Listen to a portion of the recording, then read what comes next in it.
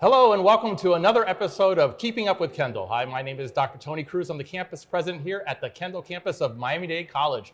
And today with us, we have a special guest, Natalia Franco. Natalia, welcome. Thank you so much. Thanks, Dr. Cruz. It's great to have you with us today. It's great to be here. It feels like home. All right, yeah. So welcome back. Natalia is an MDC alum, and not just an MDC alum, but a Kendall alum. Yes. Yes. So graduated here a couple of years ago. Just a few years ago. Just a few years ago. Yeah. But feels like yesterday. Yes. Well, but welcome back, and it's great to have you here today. So let's jump into the questions. Absolutely. I have a few questions for you, so the audience gets to know you a little bit better. Okay. So tell us a little about yourself, where you grew up, where you went to school, your educational journey. Okay. Yeah, for sure. So I'm originally from Colombia. Came to the States when I was 15. Actually, my mom, the day that I turned 15, told me that she was moving. At that time, there was an economic failure in Colombia, and we decided to come abroad, apparently to just learn English. But once we were here, we decided to stay. Okay. When we came from Colombia, we actually moved to Philadelphia. And I lived there for 3 years, enough winter for the rest of my life. Oh, yes. Those are some brutal winters in Philadelphia, yes. And then the last year of high school, I actually moved to Western Florida. Okay. And I ended up graduating from Broward. Okay. So, great. Yeah, after that, I started working. I actually started working since I was 15 because as an immigrant, we needed help, to help our home and to help my mom. And when I came and lived here, my mom didn't move with me because of her work. Okay. So I actually moved by myself to live with an aunt. Okay. So after school, I will be an assistant teacher at a daycare. And so I put aside my studies to kind of like provide for myself. And that's when 9/11 happened.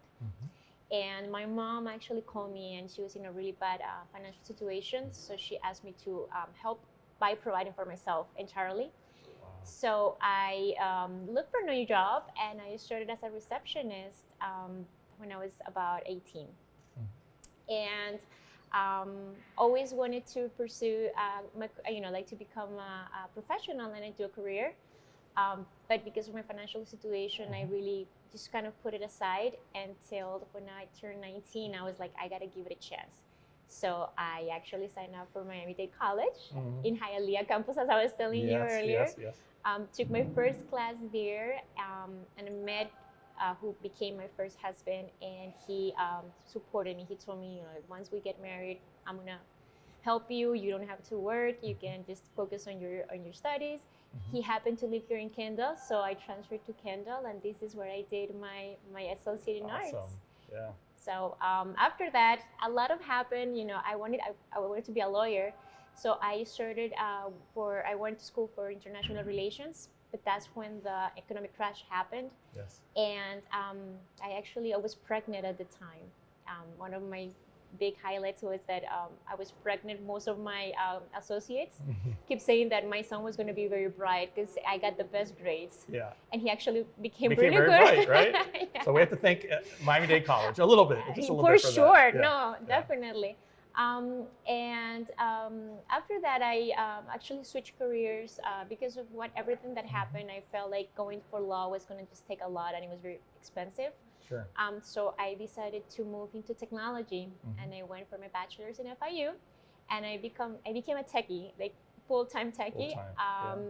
Until now, I'm still in the tech field. Completed my MBA in 2020 during the pandemic, so I didn't get a graduation. And right now I'm going through my second master's degree, and another shift happened. Life always happens. Sure. So now I'm pursuing a second master's degree in clinical mental health counseling. Wow. What a journey. Yeah. Yeah. Excellent. I've kept busy for sure. Yes, definitely. So we know that you obviously you worked in the tech world, and you worked for some large corporations, and so, tell us a little bit about that, like maybe the work you did there. But I also know that now you're making a transition to mental health, like you just mentioned, getting your master's degree, and really doing more about advocacy for women, Latinos in this country. So tell us a little about a little bit about where you started with the tech, and then what has gotten you where you are today with this, with your passion around advocacy. Absolutely, yeah. So when I did my bachelor's, I focused on web application programming and database administration. And I was really, really, really passionate about the tech world. Like it became ingrained in me. I think I'm very logical, so like processes and all that I understand fairly well. Yes. My dream was to work for Oracle. So when I was pursuing my bachelor's, I remember that I will drive every day by their headquarters here in Miami, by Blue Lagoon. And I'm like, one day I'm gonna be there. Yeah. Once I graduated, I joined Univision first, at the media center, and I was a part of the team that helped upload all the online campaigns. It was the boom of like digital marketing. Right. So, and I focused my minor in marketing. So for me, it was perfect to learn about how tech was progressing in the marketing field. And 3 years later, I decided to move back to Colombia because at that time my son was fairly small, and I wanted to provide for him a nanny, and I wanted him to have private education and give him an opportunity to be bilingual. Right. So I decided to move back, and I had an opportunity to join Oracle. Wow, look at that. So Wow, yes, that was a dream come true. Yeah. So I joined Oracle as a process owner for all what they call the customer relationship management, supporting all our internal tools to all of our sales force. And I was there for 3 years.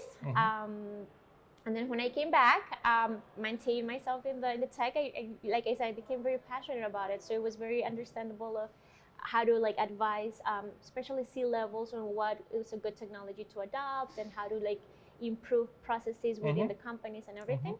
So I joined actually a media agency as a technology manager, advising on what were the good tools to provide, to adopt for the different campaigns for marketing. Right. And then I just 5-6 years ago, recently. Yeah.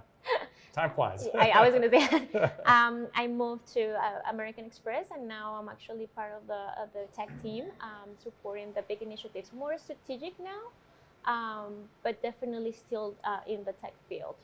Excellent. Yeah. So then now, you're definitely a techie, right? For sure. And there's no doubt about that. And it's also great to see a woman, a Latina, excelling in that field. But now I know that since I met you, I know that you've also been working more now with advocacy, right? And also mental health. Yes. And women's mental health and how we can help with that. Yes. So tell us a little about how that's So there was a transition, and it actually happened during the pandemic. Something very personal happened. I went through a second divorce, and it really hit home for me, especially because of where we were at. We were at the beginning of the pandemic. We were 2 weeks into the pandemic, so trying to get help was much harder. People were, I would say, freaking out. They didn't know what was going to happen. We didn't know what was going to happen. We were stuck at home, and I was, in a way, like sort of forced to face a reality, which is a big loss for me, and it was the loss of my marriage. Sure. So as I started looking for help, which I was very grateful to find really good support groups, and I started try to understand, what had led me to a second divorce. Right. I was able to find a really, really good therapist who helped me transition. And I got diagnosed with post-traumatic stress disorder, severe anxiety, severe depression. And when they did my assessment for my self-esteem, it was normal. It was a 2. So as I started working with my therapist and I started seeing improvement, I felt like there had to be a reason why I had gone through so many, those tough places and that pain, and because it definitely wasn't easy. Yeah. And I just, developed a passion to become, like you said, an advocate, and to realize that I was for sure not the first person that had gone through such a loss, and to think about how other women may be facing it, whether they had the help. So Latinos, as you may know, it's one of those communities that they lack a lot of support towards mental health. So and the stigma also, right? There's a lot of stigma surrounding mental health and seeking assistance when you really need assistance, but there's a lot of stigma around that. In fact, when I mentioned to my family members that I was going to therapy, the first comment was like, well, "You're not crazy. Right. Why are you doing this?" Right. Yeah. So that really opened up I saw an opportunity and to be honest, a passion, to really become an advocate and be a living testimony of how you can, you can be a very good professional, but you can have your emotional life really broken, and how important it is to have balance in life and become an advocate. So that's why I decided to pursue my second master's. and I look forward to become a mental health counselor, especially for executives, because as mentioned, Latinas, once we get to a place of, especially of leadership in the corporate world, we become inspiration to others, and sometimes we don't realize how much burden it puts on us. We have to be the head of the home. Yeah. We have to, meet everybody's expectations, Yes. because we feel like if we fail, we're going to be taking that opportunity away. So I've seen a lot of pressure regarding emotional support, and like you said, the stigma too. So that's why I decided to kind of shift a little bit. Not looking forward to leave my passion in tech, but kind of to bring it on and kind of like mix both of them. That's awesome. I think it's a great mix. Absolutely. Because I think it's going to be it's something that's very, I think, necessary, especially for those Latinas that are in those leadership positions. So yes, I commend you for thinking ahead and thinking of others as well. So that's absolutely really great. So let's get to your book here, right? So you're recently a co-author of this book, Today's Inspired Latina, the latest edition, right? So for those of you out there, pick up a copy. This is definitely great stuff. So how does it feel to be an author? And what inspired you to actually write your chapter in the book? Wow, it's life changing. To me, to write my story and to put it in words was, first, it took a lot of courage, because especially for trauma survivors, one of the things that it's hard for us is to accept the trauma. It's to realize that we do in fact suffer from something that is different, that is not normal. Right. We battle a lot with what's real and what's not. So to be able to sit down and put in words what had happened to me, it took a lot of courage, but it was very liberating. I remember it actually took like 3 months by the time the publisher called me and I sat down and wrote the story. And I kept telling myself, like, I don't know, what do I write about? Like, what do I say? What do I hide? Do I hide anything? Right. And I remember one day just sitting there. I had 3 days left for my deadline, and just kind of like sitting in my couch by myself thinking. And it kind of like, they say like it's the writer's hit, that you just get so inspired, and I'm like, this is it. You started writing. I started writing, and 6 hours later, I had. Wow, 6 hours. That's amazing. I created, what my story was. What inspired me was when I talk about being an advocate, there is nothing more powerful than our story. And I felt that writing my chapter in a book that a lot of people could read and know that they're not alone in their pain, for me was the purpose. Sure. Because again, when we think about pain, usually what pain does for us is isolate us. And what we don't realize is that sometimes pain is what connects us deeper with other humans. Sure. So my inspiration was for whoever was going through something similar, to be able to know that first, there is light on the other side of the tunnel. Yes. Depression has an end. Anxiety can be controlled. We can live better lives. And like, the title of my chapter, love never fails. Because when we find the true love of our lives, we're able to overcome anything we want. So to very me, inspirational. That's very inspirational.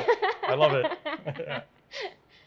That's great. Very inspirational things, and I commend you for contributing to this book. And there have been a few other volumes before this, and every time that I've read the stories of Latinas like yourself, it's very inspirational, and it really take it to heart, from what everybody has gone through and how you've excelled. So thank you. No, thank you for sharing your story again. So we have an audience out there of students, of community members, and you have had a great professional career, and now you're sharing your story. You're continuing your advocacy. What are some words of wisdom that you can give to our audience today? Oh my God, there's so much that you could say. I know, I've always, but we only have so much video that we can do. But so try to. I know it's kind of hard, but just try to just a couple of things that have you you think. ever thought about that moment when somebody tells me, what do I tell the people? Right, yeah. No, to be true to themselves, to be true to the story. I say in my story that it takes courage and humility to own our story. Yeah. And what I found is that my story is my superpower. And every single person have a story to tell. Yeah. There is no better or worse story. There is no greater or not so great story. And what I've found through my journey is that story, it doesn't belong to us. It belongs to those that surround us. Wow. So Yeah. my words of wisdom is to stay true to themselves, to honor their pain or whatever is they're feeling. When I launched Today's Inspired Latina, I have to share this. I had just lost someone that I love dearly. And I remember standing on stage saying, like, I'm supposed to be happy. I'm launching my book, and it's a huge accomplishment. Right. And I stood in front of the audience and I cried and I said, I don't want to be here, and because I'm hurting right now. And I feel like it's more important for me to honor my pain than to give everybody a show of like how successful I feel. So the reason why I'm saying this is because we don't always feel happy. We may feel proud of ourselves or not. Right. And that's okay. So I definitely will commend everyone to stick to, to honor their emotions, to honor their story, and to find the courage to share it with the world. Well, Natalia, you are an inspiration to all of us. And I want to thank you for joining us today on Keeping Up with Kendall. It's been a pleasure talking to you. And again, we've only had a short conversation today, but obviously you're an amazing person, and thank you for being here. Thank you for the invitation. Thank you for bringing me home. It does feel like home. Is good to be shark for life, here. right? Absolutely, A shark for life. And for giving me this opportunity. Well, thank you. And thank you all for joining us on this edition of Keeping Up with Kendall. See you next time.